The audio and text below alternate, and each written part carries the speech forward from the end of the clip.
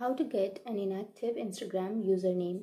So if you want an inactive Instagram username, then first of all you have to open up your Chrome browser. And then after opening, tap on the search bar and then search for Instagram Help Center.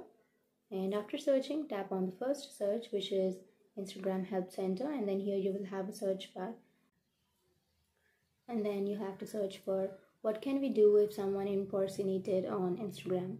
So after searching, you can go to the second option, and then you can simply scroll down and here tap on no, and then tap on other, and here you will have report something to Instagram. Tap on that. So under this space you have to give your information like your username, your email address, and the ID which is impersonated on Instagram, and you have to simply give the information of both the IDs, and then you can tap on submit, and after that Instagram will send you a mail within a week, and it will give you some steps after that to fix your problem. So that's it, and if you have any questions, feel free to comment below. Thanks for watching.